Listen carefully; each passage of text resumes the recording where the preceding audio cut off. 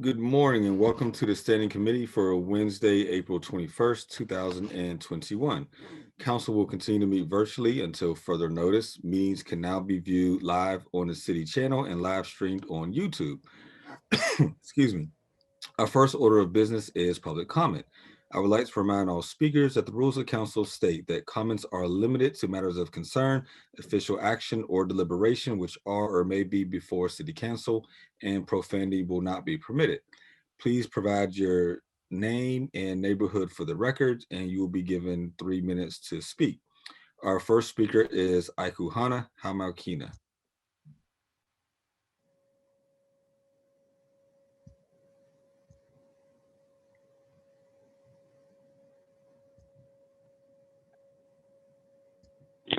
Greetings. In La Keshalakaing, my title is Ikahana Halmakina. I am the Grand Inca of the Iroquois Confederacy of Aboriginal American People. I greet each of you City Council members in the spirit of peace, balance, and harmony. I do understand that after getting off the phone with the Allegheny County Black Caucus Director, William Anderson, that Erica Strasburger, Anthony Coghill, and Teresa Cale Smith, you all are all up for re-election. And at this time, you are under a microscope. I have made alliances with a lot of organizations in this city to hold each of you city council members accountable for your deeds and your actions and your lack thereof. We are tired. Hear our voices. The time for accountability is now. We will wait no more. Accountability must be had for Aboriginal American people, as it is election time for your mayor, William Peduto. As well, we've reached out to each of you. We have not heard back from you. Yesterday, the woman spoke eloquently about having multiple sclerosis and not being able to access her own driveway or her home because of huge potholes. We're not talking about potholes, okay? We're talking about our lives. Our lives are being interrupted because of inaccountability. I've told you that I was shot by a Pittsburgh police officer. Not to no fault of mine, I was an innocent bystander. And I hadn't got the same response from you, Teresa Cale Smith, when I said that to you. You'll have someone call her about those potholes. But you never said that you would have someone call me about the concerns that we've been on this line expressing to you day in and day out, every week, twice a week, we've been on this line. And how rude of you to have lackluster responses when we've been speaking to you, asking. Now we're not asking anymore, we're demanding. We are tired, Teresa Cale Smith. We are tired, Anthony Coghill. We've been to your home, spoke to you, and now you ignore us? Our pleas to you will never fall upon deaf ears anymore, not any longer, okay? We are human beings. We are. Thank you. Our next speaker is Shaman Pomai. Grand risings in La Keshalakaing, the light in me honors the light in you all. So again, I am Shaman Pamai Chakmam Yahalahi, and I'm the medicine woman for our people and for all of the people. And I've been assisting and helping people heal for over 30 years.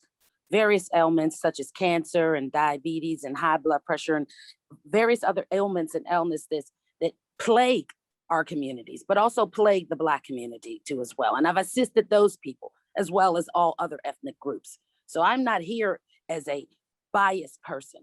I'm not here as a biased being. I am here to speak up for the rights of Aborigine Indigenous peoples. And the American Declaration on the Rights of Indigenous People affirms the member states of the ADRIP, which includes the United States of America and all of its municipal officers, offices, public, private entities, citizens at all, are all bound by the Constitution, ADRIP and UNDRIP, and international law.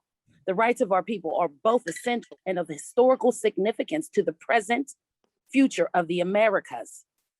The important presence in the Americas of our people and our immense contribution to the development, plurality, and cultural diversity, and reiterating your commitment to our economic and social well-being, as well as obligation to respect our rights and cultural identity, that the existence of our cultures and our people of the Americas is important to humanity. We are not citizens, yet we are the Onkwe, the original people, the Haudenosaunee, or Iroquois in French, the Aborigine, Indigenous Americans. ADRIP declares that we have a right to self-identify, that we determine what that declaration is, that we determine who our people are.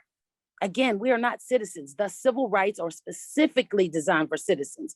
Our human rights and collective rights enshrined are full effect in observance of our human rights. Our peoples and individuals have the right to the full enjoyment of all human rights and fundamental freedoms, and recognized in the Charter of the United Nations, the Charter of the Organization of American States, of which the United States of America and all of its entities, including you, are sworn by your oath to the Constitution, and international human rights laws, all of which all of you are bound by.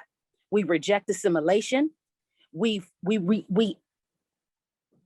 are telling you that you must protect us against genocide, racism, racial discrimination, xenophobia, related intolerance from all of your municipalities and municipal officers and entities and citizens and public and private businesses. For our people have the right to not be the object of any form of genocide or extermination or forced assimilation. And any person liable or collaborating to cover up for anyone who is violating these are also, in effect, guilty. And the penalty for genocide, forced assimilation, imprisonment of not more than 30 years, and sometimes even death. So you have a challenge now before you to stand up and hold those accountable in the city of Pittsburgh who have harmed us and violated our human rights. Thank you. Our next speaker is Ralph Securo.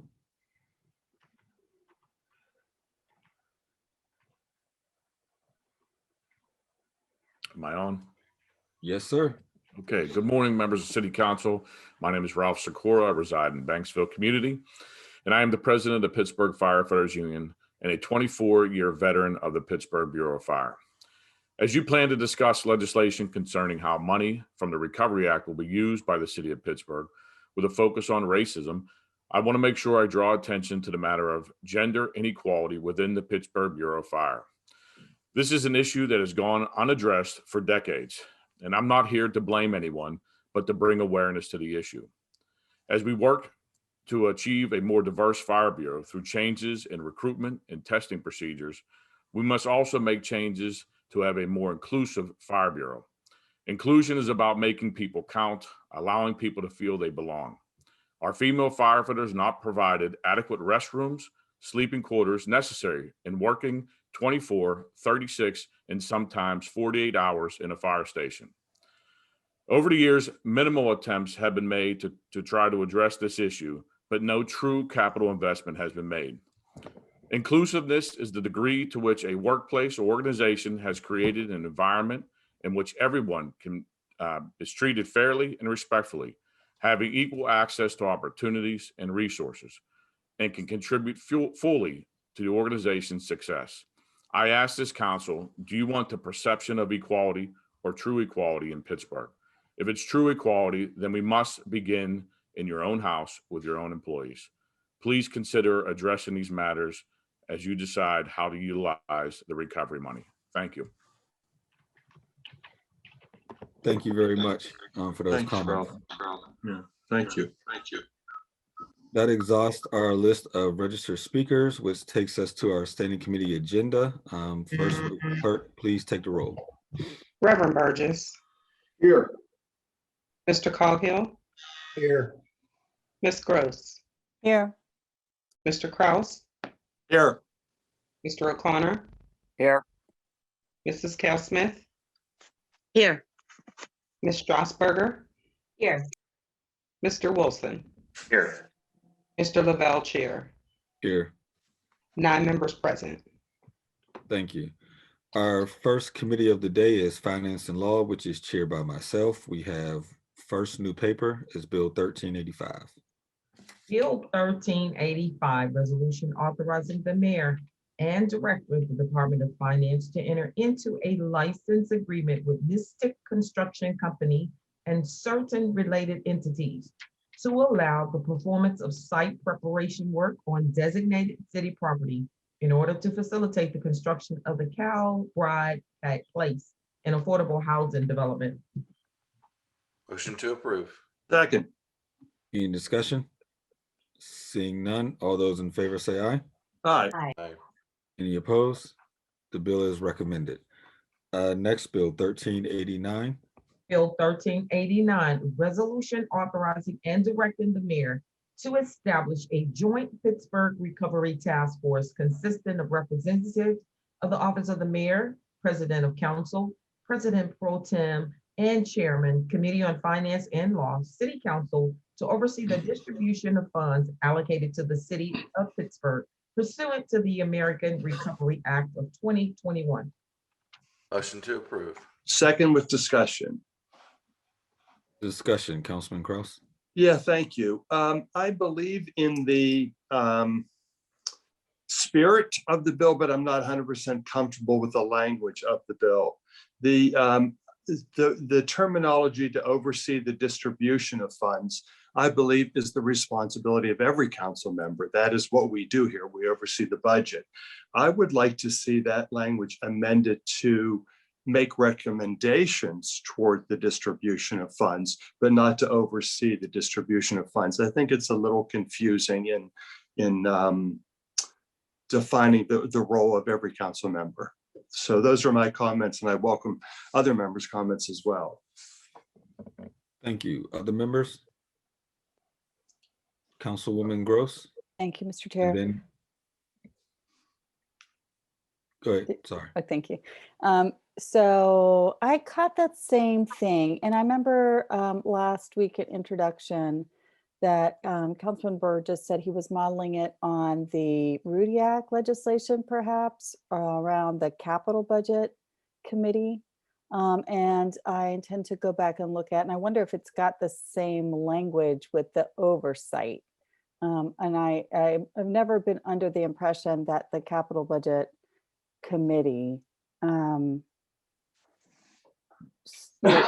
obviously does not have oversight of the capital budget. City Council does. And it's probably not even legal to try to assign oversight of public funds to a task force, right? So, I mean, we have rules around sunshine law and what is required to happen in public at City Council. I do understand the gist, I think, maybe of the part of the capital budgeting process where we submit requests in writing that are scored and evaluated. And I can see a value in bringing that to the public in a way of, for coherence, that we can have a public discussion around the recitations or the whereas clauses here about how to align the significant capital infusion with the values that we talk about every week here at council. I think there's value in that. But since this is on the table about the process, I'm hoping that there's someone from the administration who can speak for the general context of what's happening. I've asked several times in meetings, and budget director, mayor's office has said, like, well, we're not sure yet how this is going to work. So that we rarely open the operating budget is, I think, something that all of council needs to kind of walk through and share with the public how It's in the home rule charter, that what the process is with the mayor having to request that it be open, that council then has to take a vote for it to be open. And then we discuss the operating budget amendments, right? Because to add back positions that were eliminated as of January 1st, those positions are not there in budget lines. So if we want to add back people that were eliminated in planning, at PLI, DPW, lost because of COVID budget shortfalls, that we have to actually have operating budget amendments. So I'm curious if, Mr. Chair, do you know if there's anyone here who can talk me through that? And we're on a timeline too. So I'd like to hear about that. The federal legislation talks about dispersing the funds 60 days after the federal legislation was passed. And so what is that clock? Do we have to, I guess I just have lots of questions. So do you know if there's someone here from probably OMB? I do see our budget director. I'm Or trying would to it be finance? You know, for receiving of funds, there's both things. We have receiving of funds, which is finance.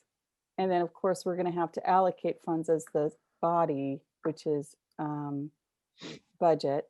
The kind of authorizing legislations come to us through budget. So I'd like someone from the administration too. So if we can, I'm happy to start the conversation with Mr. Urbanek, but if we could get the, you know, if the finance director is available and the budget director is available, I would really appreciate knowing how we're going to do this and how many weeks we have to do it. And my point is also that I don't want us to lose is that this isn't capital funds necessarily. We may choose to put some in capital, but this is also meant to plug our budget shortfalls as it is for all cities that are receiving the funds. So that means, to me, mainly the operating budget, which is where we've seen the shortfall in revenue. Hello, Mr. Urbanek. Can you introduce yourself for the public? Good morning, Bill Urbanek, City Council's Budget Director. Okay, so I just said a whole bunch of questions. So whichever ones you caught, you can start there. Well, let me give you a general lay of the land on on where things are with those funds. The initial amount, I believe, was $354 million to the city of Pittsburgh. I've been attending weekly meetings by the National League of Cities regarding the guidance that's going to be given to us by the federal government, Treasury Department. Unfortunately, we don't have guidance yet. And the numbers are probably going to change as well, too. They're going to revise some of the census numbers so that 354 may shrink or grow. We don't know yet. I would assume that it would probably shrink. So we're unsure. We know that we will get money and that money has to be distributed, I believe, in May. I think May 16th is what the number is. So money will come, but we're not sure exactly how we're allowed to spend all those funds at the date now. Well, let me recap what you just said then. It may be May 16th that the federal government has to distribute the funds. They do have a deadline of May 16th. I believe it's the 16th. That's why I was unsure. I don't have it right in front of me here. But yes, the federal government has to, by the law, has to have the monies distributed by then. So there's a lot happening very quickly, and things are changing day to day. So we're going to have to play it by ear. I know what the well, let me just kind of go through my thinking. So so they cut the check, right? It comes in the mail or electronic transfer. How does it come? It'll be distributed. Electronic. Thank you. Electronic transfer. And then we as a body have to receive funds, even if it's a donation for a statue or an in-kind donation. So what do we as a body do? That's correct. There'll be a resolution that's being worked on right now. As I mentioned, we have to wait for the final amount, but there's a resolution that's being worked on right now for us to be able to receive those funds. And it goes where? Hmm. When It'll we go receive it? What is being planned right now is that we create a special fund. So it'll be a trust fund that deals specifically with this issue, which will allow for the greatest transparency. Thank you. That's helpful. And so we'll be seeing those two things, right? The construction of a trust fund, and then they will eventually receive a resolution allowing the city to receive the electronic transfer from the federal government of the American Rescue Plan Act funds, something like that. Okay, and then, because even if we've got it sitting in a trust fund, we can't, like I said, add a position. For example, we've been talking about adding a position into the Commission on Human Relations. We know that many departments are working on thinner staff than they were in 2020 because we had a budget freeze or a hiring freeze. So when they lost any employees, they weren't able to replace them in 2020. And then those positions were the ones eliminated, the only open positions, right? And then, but they're not in the operating budget. So in order to hire 4 people for the planning department, something like that, or PLI department, the mayor has to, did I say that all right earlier? You heard me say it. The mayor has to request that the city council opens the operating budget. And then we have, I don't know, in motions, resolutions, or in the kind of, I don't know where it is in our, I don't know where it would be in our agenda, but we would be voting to open the capital budget. Does that go through standing committee and get discussed and all that? There will be a vote for you for opening the operating budget. But that will appear, and the suggestion that we have come to is sort of an abridged normal budget process, where because this is going to be extremely substantial. It's not 1 or 2 positions. This is a whole litany of positions and funding taking place. So in a bridge budget process where the administration will be proposing specific changes, and then council will review those changes and do an amendment process as well too. So it'll be introduced most likely as an amendment, but more, I guess we can compare it to more like an amendment by substitution. So we'll have a brand new budget essentially. Oh, are we required to have hearings and public hearings? That will be up to the clerk and up to council. It is a budgetary change. Okay. So I mean, that's up in the air. I've seen it go both ways in the past. But I guess my question is, we don't have to do all of that before the electronic transfer is received. Oh, that's right. We're going to get the money. So we'll have money in the bank before it's the actual spending of the money. And I would be hesitant to say we can spend it on this, that, or the other thing until the guidance from the Treasury is well defined. So yeah, council members had a briefing with Senator Casey last week. And my notes say that it's something like, while the federal legislation says, for example, that you cannot fund pension funds, that kind of thing, with these funds. So that was like explicitly listed as something that wasn't allowed. I think the way he phrased it was like, for now, we're operating kind of like up on the website, literally at Treasury is still like the description of like the CARES Act fund, but that will be replaced. And we thought it would be replaced by now, and it hasn't been replaced, right? That's right. They don't have their reporting requirements in, and they don't have the specifics on how they're going to cap how those funds are spent. So I'm a little hesitant to say we can do this, that, or the other thing. I think the safe bet here is to the replacement of our revenue. And those things that would have been in the budget. And I think we all did a really good job, and hats off to the administration by creating the budget the way they did, because we had that first 6 months of funding. So that gives us a good starting point But I would say we should go back to pre-pandemic and look at how we were going to spend funds based on the 5-year plan that was passed in December of 2019 for 2020. But we deserve some public discussion, I think, about what the pandemic has revealed to us that is also needed, Yes. especially from city services. And I think we are looking at the world a little differently. So while, yes, I agree in principle that these funds are intended for cities to be made whole from their revenue shortfalls, especially around operating budgets. We've learned some things, I hope, and we should have a conversation about that. And then also, just again, so we kind of all have all the information here, why not? Tell me again, this is a front like lump sum.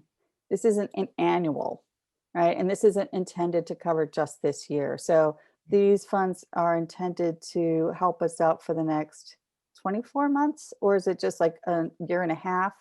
I'm not sure. It's supposed We to be. must spend them by,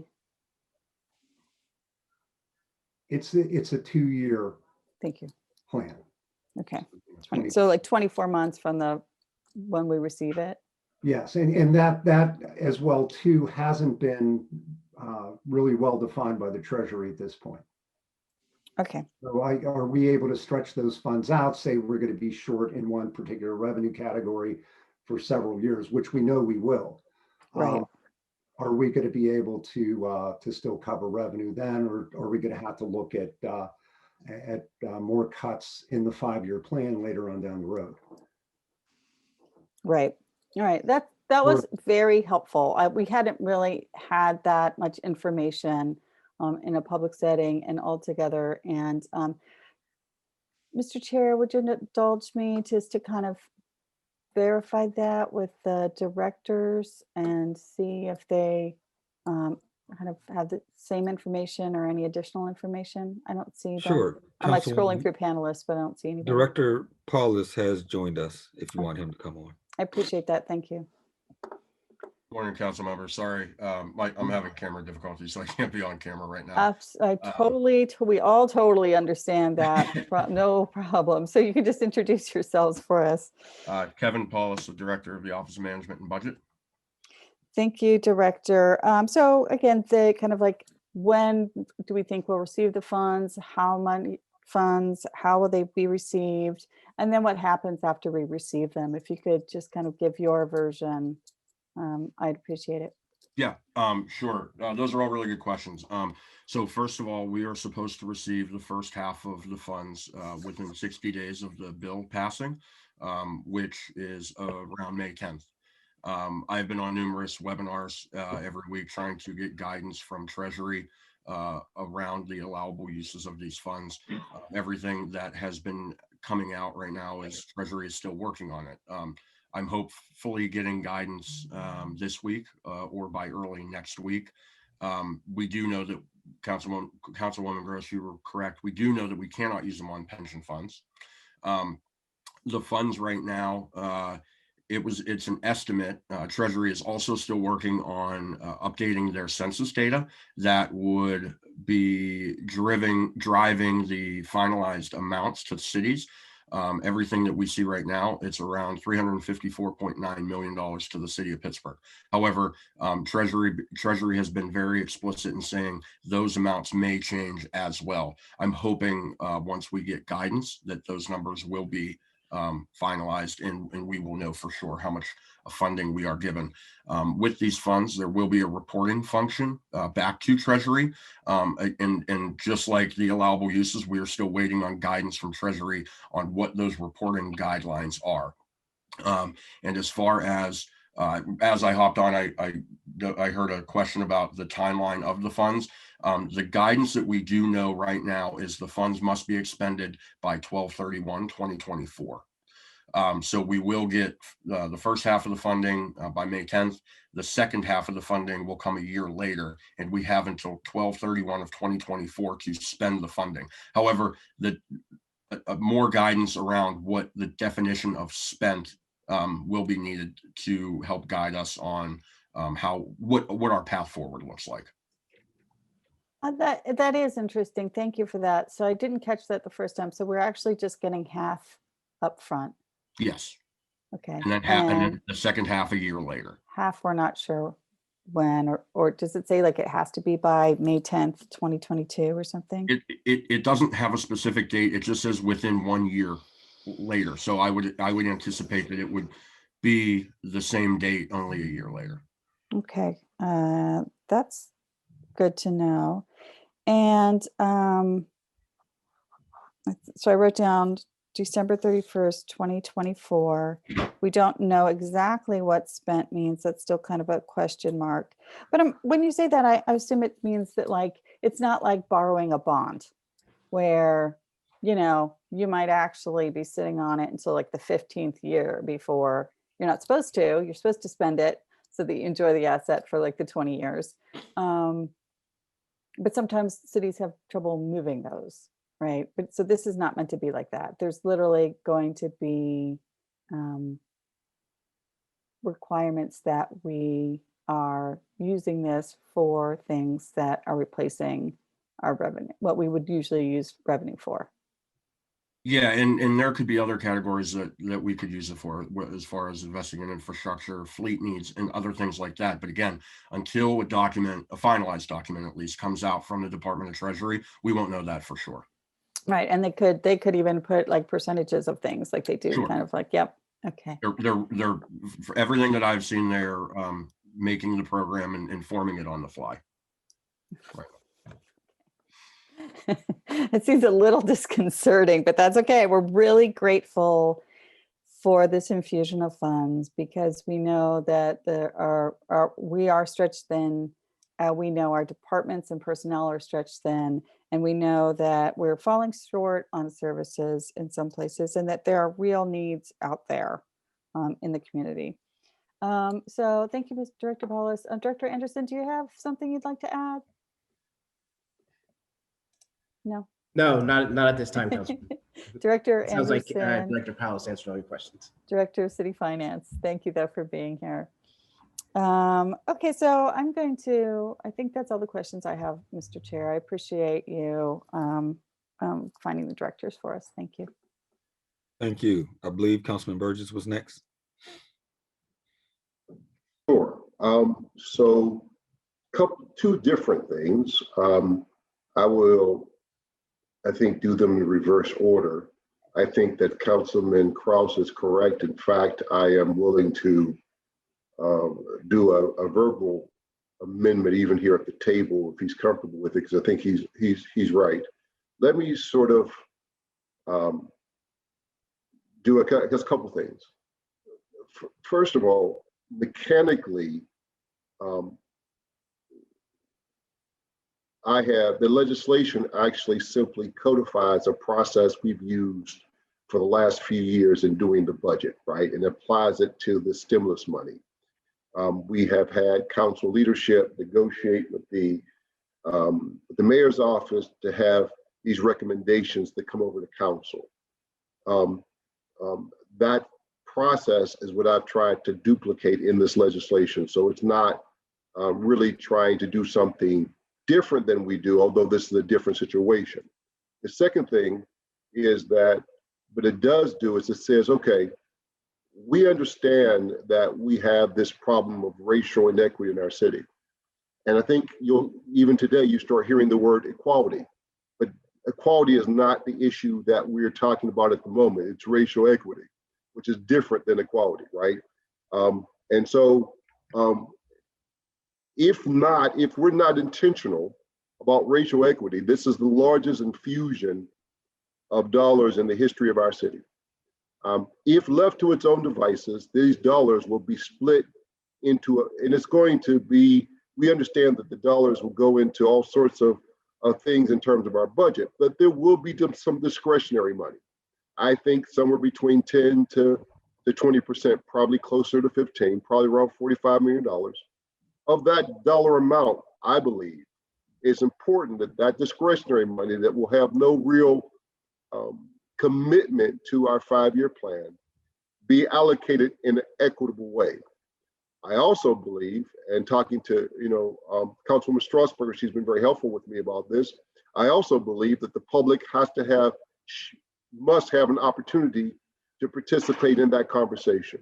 So mechanically, the way I envision this going is that there would be this conversation with the administration and come up with some overall budget of how this would happen. A subsection of those dollars would be allocated in an equitable plan for the city. That plan would become public for public comment, whether it's on council side or in some version where the public got a chance to weigh in and give their recommendations. But at the end of the day, Councilman Cross is right. It is council's singular prerogative to oversee these funds. You heard me, you may have heard my computer talking automatically whenever I pull CNN up. I was pulling up the words of Obama, because I think what the Obama said about the verdict is telling. What former President Obama says, and he says it better than me, so I'm just going to read his words. True justice requires that we come to terms with the fact that Black Americans are treated differently every day. It requires us to recognize that millions of our friends, families, and fellow citizens live in the fear of their next encounter with law enforcement could be their last. It requires us to do something thankless, often difficult, but always work of making America, making the America we know more like the America we believe in. And then he goes further to say, which is the part I want to sort of emphasize, while today's verdict may be a necessary step on the road to progress, it was far from a sufficient one. We cannot rest. We need to follow through with the concrete reforms that will reduce and ultimately eliminate racial bias in our criminal justice system. And so that's the one side, which is reimagining police. But then he puts this other sentence in here, which is a sentence I think is tremendously important. We will need to redouble efforts to expand economic opportunity for those communities that have been too long marginalized.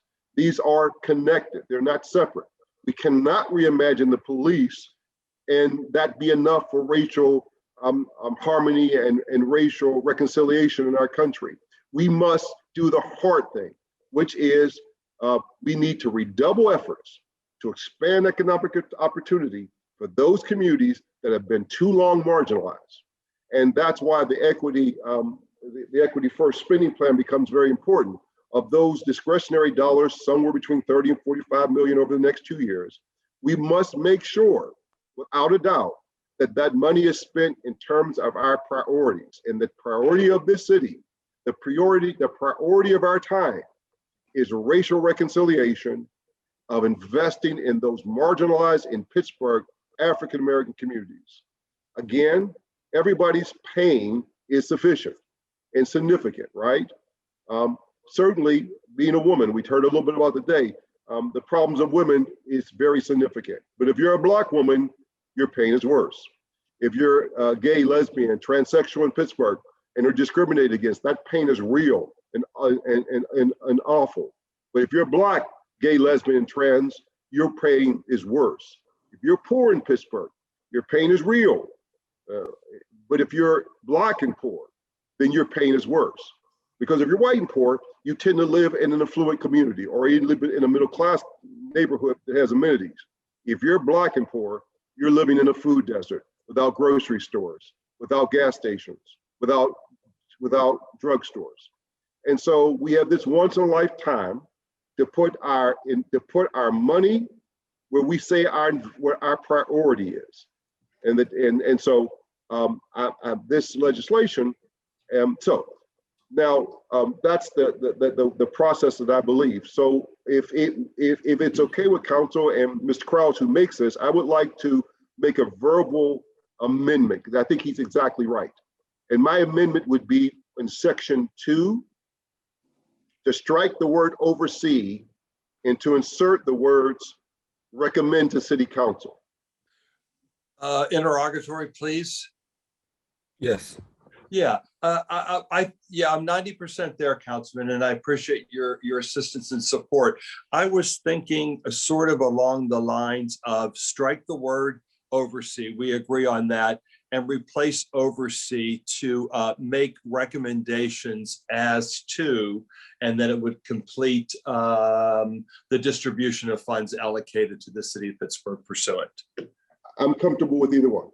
Okay, so could we then do, if Mr. Chair and Councilman Burgess, if you'll permit, would the amendment offered would be to strike the word oversee and to replace it with the verbiage make recommendations as to, and that it would complete the spirit and purpose of the bill, and I'd be happy to support. Second. Any discussion on the amendment? Seeing none, all those in favor of the amendment say aye. Aye. Aye. Any opposed? The bill is amended. We're now on the bill as amended. Reverend Burgess still has the floor. That's it. I appreciate your support. I think that, you know, at the end of the day, council will make this decision, right? It's going to be tough. I do understand. We're going to, what we saw today is the beginning of a long line of interested parties are going to say, you know, we need to use this money in these ways. And all of them will probably be correct and noble. And we're going to have to debate. But from the very beginning, what I don't want us to do is think about this in terms of money that has to be divided equally among the city, and that you know, because that's not, I think, the spirit of the times. Again, two things really. One of this, most of this money will be accounted for within the 5-year plan. So those people who believe there's going to be this $300 million that we can just split up and all of a sudden, you know, make it rain in our districts, that's not going to happen, right? We borrow from the fund balance and in the back end, because we didn't lay off any employees. The mayor decided not to lay off employees, so we spent down from our fund balance.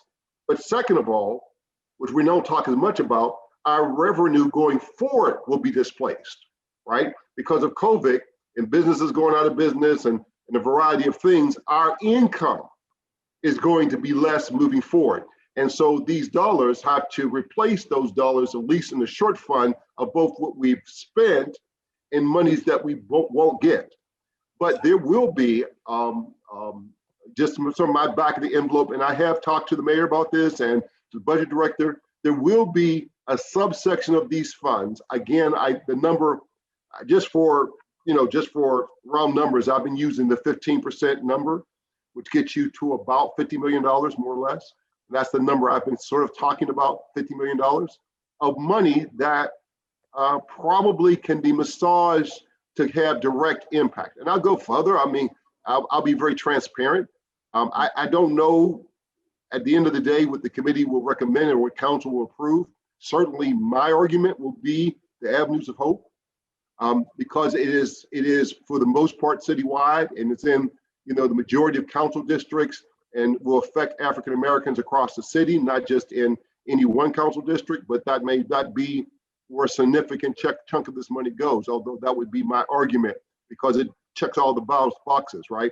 It provides affordable housing, it provides entrepreneurship in African American communities, it provides a stimulus to African American communities, and I think it could be the signature achievement of this council and of the city. That's my argument, but that's for a later time. And so that's what I think. We can't spend all of the money, because I've had a lot of people ask me, you know, how are we going to spend $300 million? Well, most of it's accounted for already before we ever get it. But there will be, depending on how much we get, a portion thereof, $30 to $50 million, somewhere in that ballpark, that we can spend. And part of that money, not all of it, but all of the money should be used equitably, but part of that money specifically should go to empower Black people in Black communities. And that's going to be my argument. The process, this is really more of a process-driven document, and I thank you for your support. Thank you. Other members? Mr. Chair. Councilwoman Strasburger. Thank you. I'm glad we're having this discussion. I'm sure it's far from the last we'll have on this topic. I agree that we need to take an equity view this dispersion of funds through an equity lens. And then of course the devil's in the details, and that's where it gets tricky to figure out exactly what that means. But I do agree with the premise that Reverend Burgess described to me over the phone and today as well, that, you know, high impact spending is really where we need to be focusing, not a dispersion of funds that is diluted because it is spread too thin. And I think that the process is really important because just like everything else has been reimagined during this last year, public engagement has been reimagined, and we have a real opportunity to continue to redefine what public engagement looks like when it comes to the budget and allocation of dollars, and making sure that our money speaks for our values as a body, so, and as a city. And I think that, you know, the city has been working toward different ways of public engagement for many years now, and now is the time to continue to refine that and to continue to improve on that. There was a survey last year. I think we can continue to improve on the survey. There have been public forums. We can continue to make those even more helpful and inclusive for people. So I would love for this process, even though it's different from the regular budget process, to be a test run for what we could see for the 2022 fiscal year budget, to see how we can continue to improve on our processes in the past. So that's all I'll say about that. But I'm very interested in having those discussions and doing whatever I can to help think through what that looks like. Thank you. Other members for discussion? Seeing none, the only other thing that I would add is, council, you all may recall a year ago, we passed a legislation that for the first time this year will take effect, where we are actually requiring all directors, all departmental directors, when they submit their budgets to council, to submit them with an equity lens, to actually show us and demonstrate how their budget will address equity. And so this also just here mirrors what we've already passed and what we've already asked to be done. We're simply asking it to be done with these set of funds as well. If there's no further discussion, all those in favor of the bill as amended, say aye. Aye. Any opposed? Bill is recommended. Thank you all very much. That moves us on to our invoices. We need a motion to approve the invoices. So moved. Second.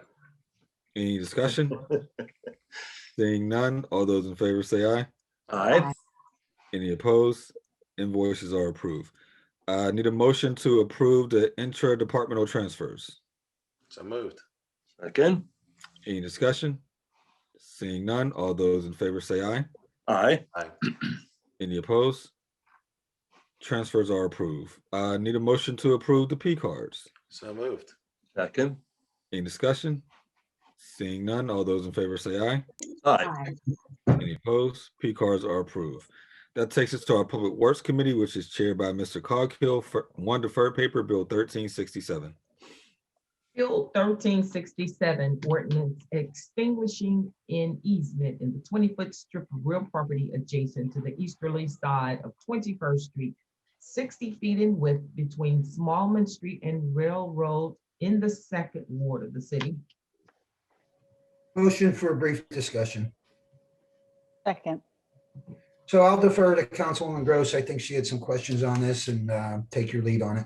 I appreciate it. I did get to go back and forth with the property owners a little bit, their attorney at least, but I was trying to circle wagons with members of the community, and I haven't really done that yet. And I just wanted council to know that this is impactful. It is reducing the size of the city right of way, in effect, by giving, if we were to abandon this easement, would be in effect narrowing 21st Street, which is close to the river's edge, in that kind of very congested area between Smallman and Railroad and 21st. And there have been 2 fatalities at Smallman and 21st during the day in the last 5 years in the Strip District. By cars hitting pedestrians. And so I just want to be a little cautious here And I appreciate a little more time to make sure that what is being proposed here comports with both the infrastructure needs, but also the kind of community plans, which was to make 21st Street one of those perpendicular connections to the riverfront park that would be people safe and a kind of public space even, where there could be events and those kinds of things. So if you just indulge me a little bit, Councilman, I would like to hold at least 1 more week. So motion to hold 1 week. Second. All those in favor say aye. Aye. Any opposed? Bill will be held 1 week. First, new paper bill 1379. Bill 1379, resolution authorizing the mayor to enter on behalf of the city into a memorandum of understanding with the Western Pennsylvania Energy Consortium for aggregated purchasing of electricity, prorated cost sharing amongst WPEC members, as well as the establishment of a sub-account on behalf of the members of the Western Pennsylvania Energy Consortium in order to procure electricity at lower costs and increase cities' use of renewable energy sources. Motion to approve. Second. Any discussion? Seeing none, all those in favor say aye. Aye. Aye.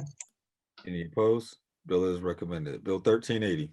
Bill 1380, resolution authorizing the mayor and director of the Department of Public Works to enter on behalf of the city into a professional services agreement or commodity master agreement with Direct Energy Business LLC for the supply of electricity to city buildings and facilities, as well as additional services, including those in regards to the establishment of a sub-account on behalf of the members of the Western Pennsylvania Energy Consortium. Said services shall be performed in conjunction with guidance provided by the city's energy consultant, Enel X North America, Inc. Motion to approve. Second. Any discussion? Seeing none, all those in favor say aye. Aye. Aye. Any opposed? Bill is recommended. That takes us to Human Relations Committee, chaired by Councilman Kraus. One new paper, Bill 1383.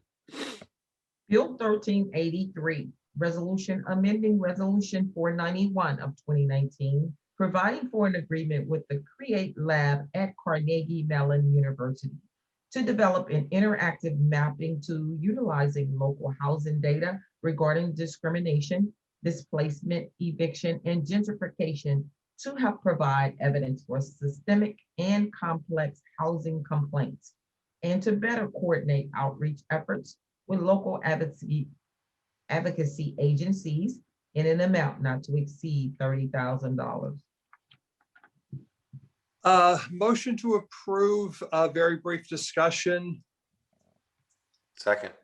Second, thank you, Councilman. This clearly we're committed to the project of CREATE Labs at Carnegie Mellon University. This, as I understand it to be, is just an adjustment in the funds that are needed to accomplish that project from 20,000 to 30,000. And so I would ask members for their support, please. Thank Mr. you. Chair. Yes, Councilwoman Gross. Thank you, appreciate it. I just wanted to acknowledge also how helpful CREATE Lab has been, and that we've been hearing testimony from some of the members of CREATE Lab over the evictions moratorium and how they're helping to track that information.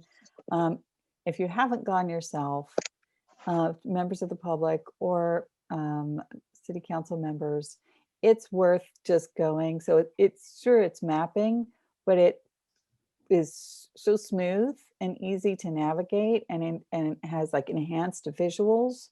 So, and they're really continuing to build the layers of information. I've seen blood lead levels mapped out. I think some of the members have reviewed that, and I would encourage you to look and see, so that we're seeing where kids are getting poisoned by mostly lead paint in the city. And that's a layer where there's so many different levels of data that you really start to see the kinds of disinvestment that we talk about so much here at council, and that the real personal, people effects on that because of disinvestment. So lots of more exploring to do. And just again, to reiterate that this particular bill speaks to housing data discrimination, displacement, eviction, gentrification. And I'm really grateful that we have this tool in front of us. Thank you. Thank you. Any further discussion? Seeing none, all those in favor say aye. Aye. Aye. Aye. Any opposed? Bill is recommended. That moves us on to our Innovation, Performance, and Asset Management Committee, which is chaired by Councilwoman Strasburger. One deferred paper, Bill 521. Bill 521, resolution repealing, amending, and reenacting resolution number 18 of 1983, titled Resolution Authorizing and Directing that the Bureau of Cable Communications, Department of Public Works, broadcast all of council's regular legislative sessions, standing committee meetings, setting forth the responsibility of the Department of Innovation and Performance with respect to meetings of council and to reflect various changes in the city's departmental organization structure and other changes to reflect technological innovations since 1983. I wanted to hold this actually until after recess. So that's about when give me time to really have hearings and conversations. How long would that be, Brenda, to take it up in September? 120 days, give or take. Yeah, Sorry. 4 months? that's about 4 months. Motion to hold 4 months. Second. All those in favor say aye. Aye. Aye. Any Thank you, opposed? Councilwoman Strasburger. We kind of usurped you there. I I apologize. was going to defer to Councilman Burgess anyway. I'm sorry, Councilwoman. No. It's all good. I believe we did vote, so the bill is held for 4 weeks. Next is Intergovernmental Affairs Committee, chaired by Councilwoman Gross. One deferred paper, Bill 192. Bill 192, resolution adopting plan revision to the City of Pittsburgh's official sewer facilities plan for the villas at Winter Park at Hackstown Street Extension. Motion to approve with brief discussion. Thanks, Councilwoman. Second. I'm going to defer to the councilman Thank as you. this is Thanks. his district. Yeah, thanks, Councilwoman. So we've been holding this for a series of meetings now for probably the last 6 months or better. There's been no movement on this project at all. I don't even believe it's going to happen. And try as I may, there's been no reply or communication from people that I believe are directly related to the development. So for that case, I'm going to ask if we could please table the bill. There'll be plenty of opportunity to bring it back to the table if indeed the project does begin to move. So my motion would be motion to table, please. Second. That's been seconded, Councilwoman? Yes. Okay, roll call vote. Reverend Burgess, Aye. Coghill, Aye. Ms. Gross, Aye. Mr. Kraus, Aye. Mr. O'Connor, Aye. Mrs. Cal Smith, Ms. Strasburger, Aye. Mr. Wilson, Aye. Mr. Lavelle, Chair. Aye. Ayes 8, no 0. Bills tabled. Thank you very much. That moves us on to our last bill of the day, Bill 1381. Bill 1381, resolution providing for the execution of a cooperation agreement with the URA for the administration of certain projects and programs and providing for the payment of the cost thereof not to exceed $1,500,000. Council District All. Muted. Motion to approve with discussion. Second.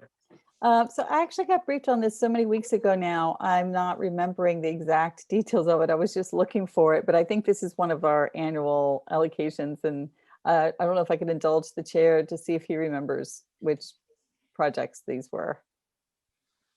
I know these are our PAYGO dollars that are annual allocation. I don't recall what all the projects are. Yeah, so I apologize. And I'm happy to find my notes and call back. Oh, it looks like we have some of the URA popped up. I just want to say the URA is very helpful and meets with me consistently and gives me legislation, but then we never know when it's going to drop out of law and OMB to the council agenda. So there's a gap sometimes. So I'm sorry, I don't have the notes fresh in front of me. I apologize. Mr. Geiger is here. So, Mr. Geiger, would you like to help us out? Yeah, no problem. So this is for the 1.5 million in PAYGO dollars. It's related to the funds that you already set aside during the capital budgeting process. Back in December, we're now authorizing a cooperation agreement for it. The specific projects that are being funded with this $1.5 million would be 700,000 for land care, 500,000 for the neighborhood initiatives fund, and 300,000 for affordable homeownership initiatives. Since I have the floor and you're here, I'll just say that for members, this is a movement of PAYGO funds. We know that we are about to receive, what is half of 350 million, 175 million or something like that upfront shortly in May. Thank goodness. And thank you to the federal administration for supporting medium-sized cities, so that we know that we can feel comfortable that we have a cash flow that we can do this. And secondly, that this is timely, right? We know that there's housing crisis, and the land care is also, it's the time of year where we really can't put that off. If I'm not mistaken, right? So appreciate that. That's all I have, Mr. Chair. Thank you. Councilman Wilson? Yeah, I just had a few questions. I remember the discussion last year about the property maintenance side of it, and also the initiatives fund. I had a question around the housing development. I already heard David Geiger mention that it was the home buyer initiative. And so I just want to know, what's the difference between this initiative and what's funded through the HOF? So I think Shayna Madden from our housing department is on the line and can help answer specifics. But yeah, this is for affordable home ownership, and works very closely with the HOF for sale development program. And I think Shayna can talk a little bit more about those specifics. Sure. Can you hear me? Yes. Great. Thanks. Great question, Bobby. The ORA does have the for sale development program, which supports affordable housing development throughout the city.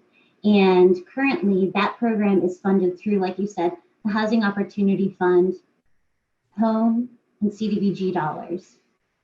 Those programs max out supporting development for homeownership at 80% area median income. These PAYGO dollars allow us to work with community groups and the neighborhoods that are trying to push the market between the 80% AMI and the 150% AMI. So PAYGO dollars allows us to reach a homeowner, residents, families that are a little bit higher than the 80% AMI and less low-income families. And we see a need for that as our neighborhoods and markets are exploding.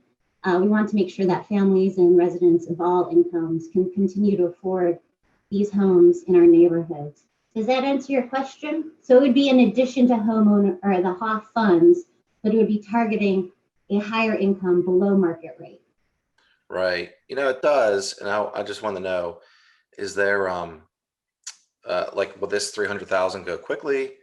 Will it, like, is this larger than the amount that we allocated last year? I would have to check exact numbers, but it's fairly consistent with what we've been receiving in the past. There is always a demand for this type of funding in our for sale development program. Currently, we are funding the development of homes along Woodland Ave and Marshall Shadeland, and along Burton Road, as well as along Bondview up in Observatory Hill, as well as the Hilltops. So there is always a need. Yeah. Okay, great. Yeah, I'm always interested in how these funds meet the demand that's present. So thank you for that answer. I don't have any Thank further you. questions. Thank you. Any other members? Seeing none, all those in favor say aye. Aye. Any opposed? The bill is recommended, and that does exhaust our agenda for today. Our media announcements are as follows. This afternoon at 1:30 p.m., Council will hold a cablecast public hearing on Bill 1085 as it relates to amending the zoning code to require rear or side access to off-street parking spaces for single-family attached dwellings. To register to speak, please fill out the sign-up form on the council meeting webpage by 11:30 a.m. Wednesday morning. You may also register by calling the city clerk's office at 412-255-2138 by the registration deadlines. Next week, council will hold regular and standing committee meetings on Tuesday and Wednesday, April 27th and 28th at 10 a.m. You can register to speak at next week's meetings by filling out the sign-up form on the council meeting scheduled webpage by 9 a.m. Tuesday and Wednesday mornings. You may also register by calling the city clerk's office at 412-255-2138. Are there any announcements from members? I do want to just say one thing that we have heard and saw yesterday the jury convict Officer Chauvin, and you've heard lots of commentary. I've even read the Obama's reaction. But I do want to say, I think, which I have not heard say as much, this is still not a time for rejoicing, because we have an officer, a man whose life has been disaffected. And so as much as I do personally believe justice was done, I still feel very, very heartfelt for Officer Chauvin. Despite what happened in the moment, he had offered his life as an officer, and this was not a victory because we still have someone who's been disaffected. The real victory will come when we have these incidents no longer occurring. And so this is a moment to learn from, to heal from, and to go forward from, but this is not a time to celebrate, because we have one man dead, another man now, his life has been shattered. And there's no victory in that. There's no rejoicing in that. But we can use this as a teaching moment to, work to reimagine the police and to rebuild African-American communities so that these incidents do not occur in the future, and that both men like them, will be able to go home to their families. Thank you very much. Thank you. Anything else for members? Seeing none, we need a motion to approve the minutes and adjourn the meeting. So moved. Second. Second. All those in favor say aye. Aye. We are adjourned.